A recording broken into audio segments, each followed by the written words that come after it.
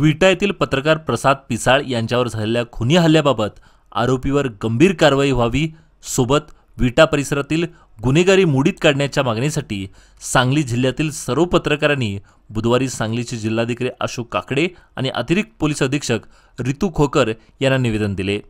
यावेळी खुनी हल्ल्याप्रकरणी आरोपीवर पत्रकारांच्या हत्येचा प्रयत्न आणि संगनमताने कट, कार्यालयातील महिला सहकाऱ्यांशी गैरवर्तन आदी गंभीर गुन्हे लागू होतात ते व्हावेत।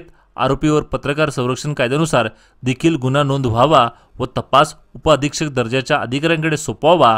वैज्ञानिक पद्धतीने वापर करून पुरावे भक्कम करण्यात यावे।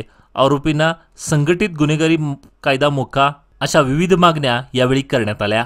राज्यात बीड परळी जसं प्रसिद्ध झाले तसं सांगली जिल्हा सुद्धा आता विटाच्या माध्यमातून प्रसिद्ध होत आहे। विट्यामध्ये सर्रास अवैध धंदे सुरू आहेत आणि या संदर्भात प्रसाद पिसाळ या निर्भीड पत्रकाराने बातमी लावल्यानंतर त्याच्या ऑफिसमध्ये घुसून काल रात्री हल्लेखोरांनी जीवघेणा हल्ला केलेला आहे। त्या संदर्भात आम्ही आज सांगली जिल्ह्यातील सर्व पत्रकार बांधव, जिल्हाधिकारी आणि जिल्हा पोलीस प्रमुख यांच्याकडे निवेदनाद्वारे आता मागणी केलेली आहे की या हल्लेखोरांच्यावर कठोरातली कठोर कारवाई करून त्यांना जबर अशी शिक्षा करावी, जेणेकरून पुन्हा पत्रकारांच्यावर हल्ले होणार नाहीत।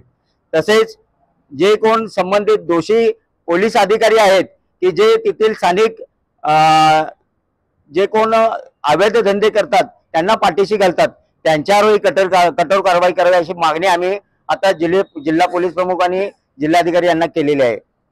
या सर्व गंभीर घटनेची दखल घेऊन सांगली जिल्ह्यातील आणि राज्यातील पत्रकार उद्या विट्यामध्ये सकाळी 11 वाजता दाखल होत आहेत आणि विट्यामध्ये या सर्व घटनेचा निषेध करण्यासाठी विट्यातील छत्रपती शिवाजी महाराज यांच्या पुतळ्यापासून विटा शहर पोलीस ठाण्यापर्यंत भव्य असा मोर्चा काढण्यात येणार आहे। विटा शहरातील आणि सांगली जिल्ह्यातील सर्व नागरिकांना मी याद्वारे विनंती करतो की आपणही पत्रकारांच्यावर जे हल्ले होत आहेत यांना विरोध करण्यासाठी आपण या मोर्चात उद्या सकाळी 11 वाजता सहभागी व्हावं। धन्यवाद।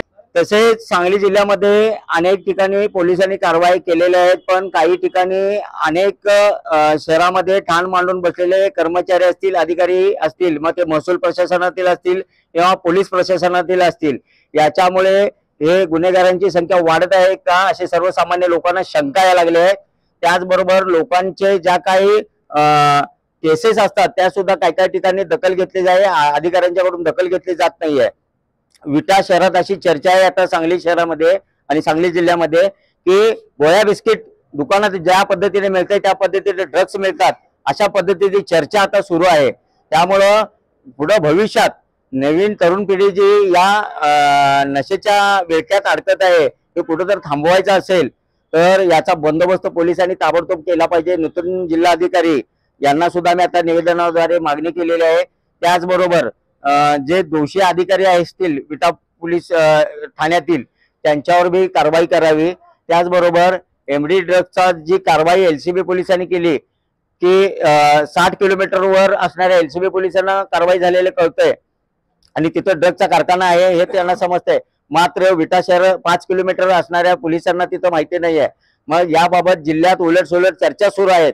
त्या संदर्भातही जिल्हा पोलीस प्रमुखांनी चौकशी करून कठोर अशी पावलं उचलावीत अशी मी आपल्या द्वारे विनंती करत आहे। पिसाळ यांच्यावर त्यांच्या जिओ मराठीच्या कार्यालयात घुसून खुनी हल्ला झाल्याच्या घटनेच्या निषेधार्थ आज जिल्ह्यातील सर्व पत्रकार संघटनांनी एकत्र येऊन या प्रकरणी गंभीर गुन्हे दाखल करण्यासाठी जिल्हा पोलीस प्रमुख आणि जिल्हाधिकारी साहेबांची भेट घेतली। अप्पर जिल्हा पोलीस प्रमुख मॅडम यांनी पत्रकारांची जी व्यथा आहे आणि तक्रारी आहेत त्या ऐकून घेतल्या। त्याचबरोबरीने जिल्हाधिकाऱ्यांना सुद्धा या घटनेचे गांभीर्य आम्ही समजावून सांगितलेलं आहे। आज त्यांचा पहिलाच दिवस होता, मात्र त्यांच्यासमोर जिल्ह्यातील हे वास्तव येणं आवश्यक होतं, त्यामुळे सर्वच पत्रकारांनी विट्यातील गंभीर परिस्थिती त्यांच्या कानावर घालण्याचे काम केलेलं आहे। आम्ही या प्रकरणामध्ये संबंधित गुन्हेगारांच्यावर खुनाच्या प्रयत्नाचा गुन्हा दाखल करण्याची आणि त्या मागचा मास्टरमाइंड शोधण्याची सुद्धा मागणी केलेली आहे। या गुन्हेगारांना स्थानबद्धतेची कारवाई किंवा मोकासारखी झोपडपट्टी दादासारखी कारवाई करावी अशी एक मागणी आपण त्यामध्ये केलेली आहे।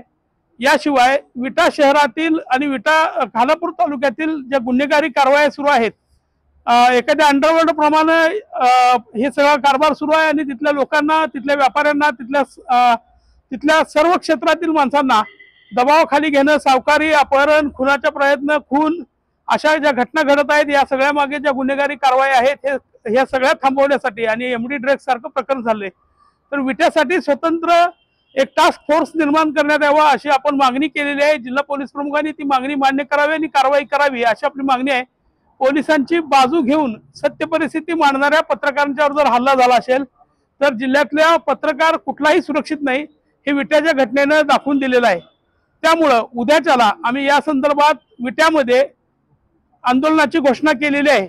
विट्यातील सर्व नागरिकांनी आम्हाला पाठिंबा दर्शवलेला आहे आणि त्यानुसार उद्याच्याला 11 वाजता शिवाजी महाराजांच्या पुतळ्यापासून विट्यात मोर्चा निघणार आहे विटा पोलीस ठाण्यावर. यामध्ये जिल्ह्यातील सर्व पत्रकार सहभागी होतील आणि त्याचबरोबरीने विटा शहरातील वेगवेगळ्या क्षेत्रातील आणि वेगवेगळ्या संघटना नेत्यांना विनंती केलेली आहे, तर आपली भूमिका स्पष्ट करा आणि अशा गुन्हेगारांच्यावर कारवाई करा. जिल्ह्यात पत्रकारांच्यावर हल्ले होताना आम्ही कुणीही पत्रकार सहन करणार नाही. आमच्या संघटना वेगळ्या असल्या तरी पत्रकार म्हणून आम्ही एक आहोत आणि अशा प्रकरणांमध्ये पत्रकार म्हणून जी काही भूमिका घ्यावी लागेल ते आम्ही घेत राहणार आहोत. आणि त्या पद्धतीनं या जिल्ह्यामध्ये इथून पुढे पत्रकारांच्यावर कुठलाही हल्ला होऊ नये आणि कुठलीही गंभीर घटना घडू नये यासाठी काळजीपूर्वक या सर्व संघटना, सर्व पत्रकार आम्ही एकत्र येऊन या विरोधात आवाज उठवू असं आम्ही आज ठरवलेलं आहे. आणि प्रशासनाला आमची विनंती आहे की आम्हाला पुन्हा आंदोलनाला बसण्याची वेळ येऊ देऊ नये. विट्यातलं उद्याचं जे आंदोलन आहे त्या आंदोलनानंतर या प्रकरणी टास्क फोर्स निर्माण केला जावा, कारवाई केली जावी अशी आमची मागणी आहे. तसं झालं नाही तर जिल्हा पोलीस प्रशासनाला कुठलंही सहकार्य न करण्याचं आम्ही ठरवलेलं आहे. आजपर्यंत आम्ही पोलिसांच्या सगळ्या बाजूने चांगल्या वाईट सगळ्याच बातम्या देत आलो आहोत, पण काही वेळेला त्यांच्या पाठीशी उभं राहणं गरजेचं असतं. पण जर अशा प्रकरणामध्ये हल्ला होत असेल आणि पोलीस प्रशासन जर आमच्या पाठीशी नसेल, पत्रकारावर कुणी हल्ला होणार असेल तर आम्ही असहकाराची भूमिका नक्कीच यामध्ये स्वीकारू असं आम्ही ठरवलेलं आहे आणि ती वेळ आमच्यावर आणू नये अशी आमची त्यांना विनंती आहे.